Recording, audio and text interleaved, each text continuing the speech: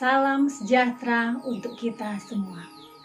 Senang sekali kita berjumpa kembali dalam program 100 Hari Berdoa Gereja Masih Advent Hari ke-7 Sedunia, hari yang ke-90. Sebelum kita menyampaikan permohonan doa kita kepada Tuhan, kita akan mendengarkan firman Tuhan. Mari berdoa. Bapa yang penuh kasih, yang bertahta di atas kemuliaan surga, puji dan syukur kami persembahkan kepada-Mu ya Tuhan, karena kesempatan yang indah saat ini kami mau mendengarkan firman-Mu sebelum kami menyampaikan permohonan doa kami saat ini. Bersabdalah ya Tuhan, kami siap mendengarnya. Di dalam nama Yesus Kristus kami berdoa. Amin. Judul pembahasan kita saat ini, The Promise of Power, janji kekuatan. Ayat inti kita Filipi pasal 4 ayat 13.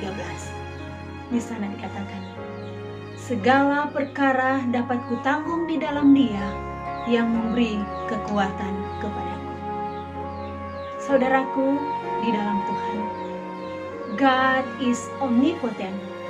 Allah itu maha kuasa. Tidak ada yang terlalu sukar, tidak ada yang terlalu kompleks, tidak ada yang terlalu sulit bagi Dia sebagai pencipta segala sesuatu. Dia memiliki dan Dia memilih untuk menggunakan His power, menggunakan kuasanya untuk menolong, untuk menyembuhkan dan memulihkan. Karena firman-Nya adalah kekuatan dan kehidupan. Semua perintah, petunjuk, instruksi-instruksinya datang kepada saudara dan saya dengan janji bahwa semuanya itu dapat diwujudkan dalam kehidupan saudara dan saya dengan satu syarat, iman. Iman membuka kuasa yang dijanjikan untuk hidup setia kepadanya. Filipi pasal 4 ayat 13 yang merupakan ayat inti kita saat ini.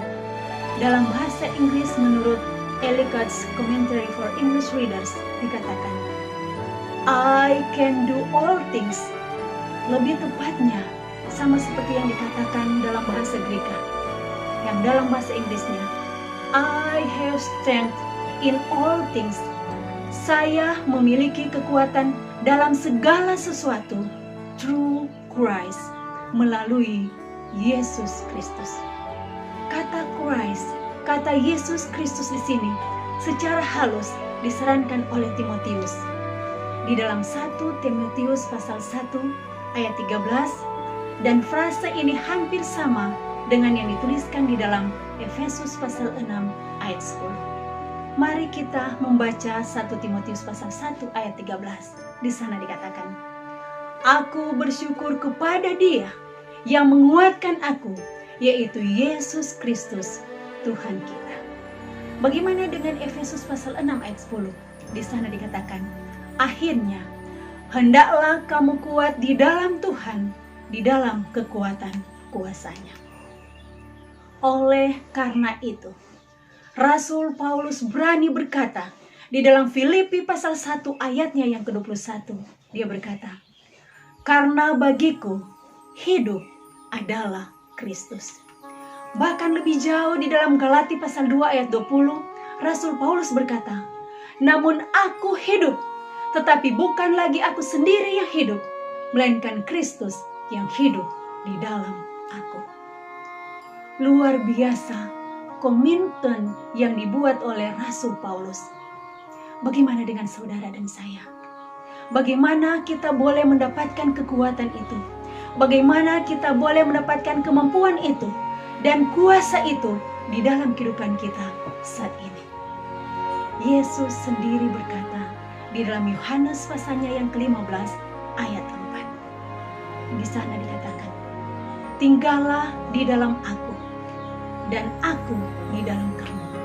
Sama seperti ranting tidak dapat berbuah dari dirinya sendiri kalau ia tidak tinggal di dalam pokok anggur. Demikian juga kamu tidak akan berbuah jikalau kamu tidak tinggal di dalam aku. Bahkan di dalam Yohanes pasal 15 ayat 5 di sana lebih jauh dikatakan, barang siapa tinggal di dalam aku dan aku di dalam dia, ia berbuah banyak, sebab di luar aku kamu tidak dapat berbuat apa-apa.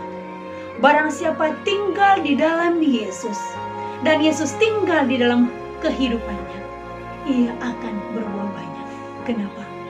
Di luar Yesus kita tidak dapat berbuat apa-apa. Saudara, maukah saudara hari ini memilih untuk percaya pada kuasa Allah yang telah disediakan bagi Anda dengan iman?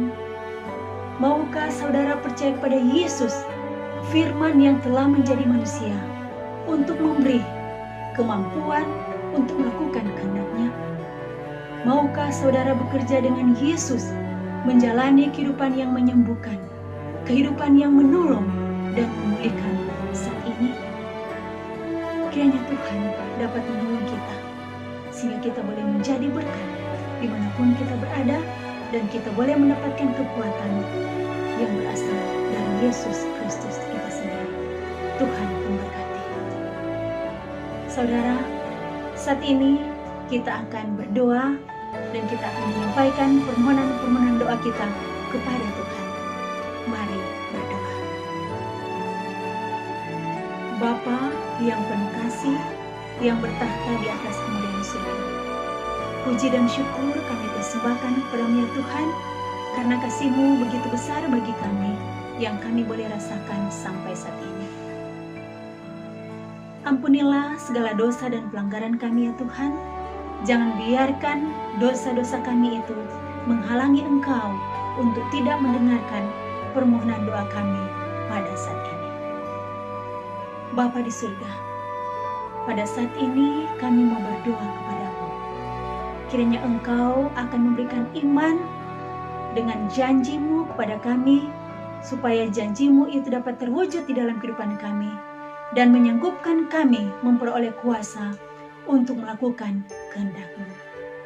Bapa, kami juga mendoakan untuk pernikahan yang telah hancur, kiranya dapat dipulihkan, dan kiranya pasangan yang telah terpisah dapat ada rekonsiliasi antara satu dengan yang lain, supaya pernikahan mereka boleh dipulihkan dan mereka boleh menjadi pernikahan yang seutuhnya yang diharapkan oleh-Mu, boleh menjadi surga yang kecil di atas dunia ini sampai di kerajaan surga serta dunia yang baru yang Engkau sediakan bagi kami.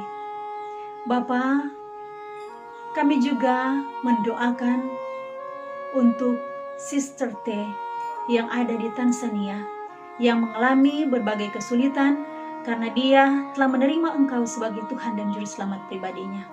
Kuatkan imannya, sanggupkan dia untuk menghadapi setiap kesulitan ini, sehingga dia boleh bertahan sampai Engkau datang dan kami semua boleh diselamatkan di dalam kerajaan-Mu.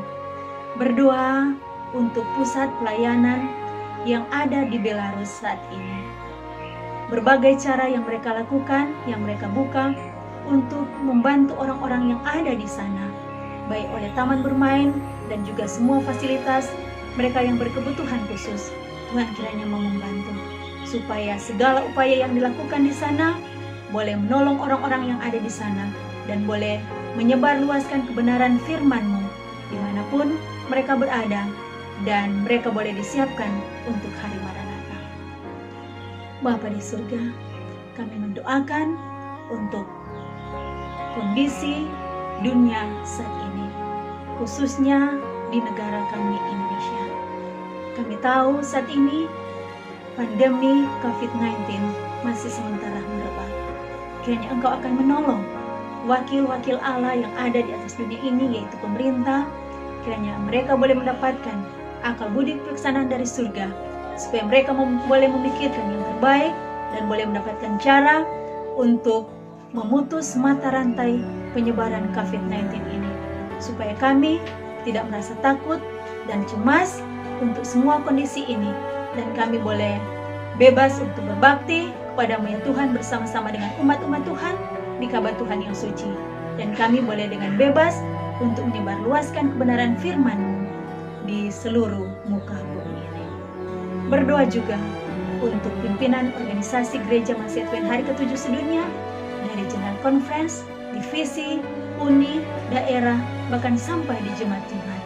Kiranya semua upaya pelayanan yang kami lakukan, baik melalui media online, Tuhan berkati, supaya semua yang mendengarkannya, semua yang menyaksikannya, boleh tergugah dan mereka boleh mengambil keputusan untuk mengikut Engkau.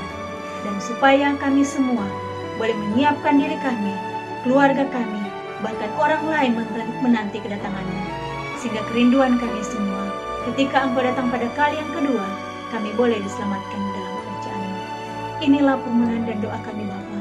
Kami persembahkan doa ini hanya di dalam nama yang indah, Yesus Kristus yang adalah Tuhan dan Juru Selamat kami.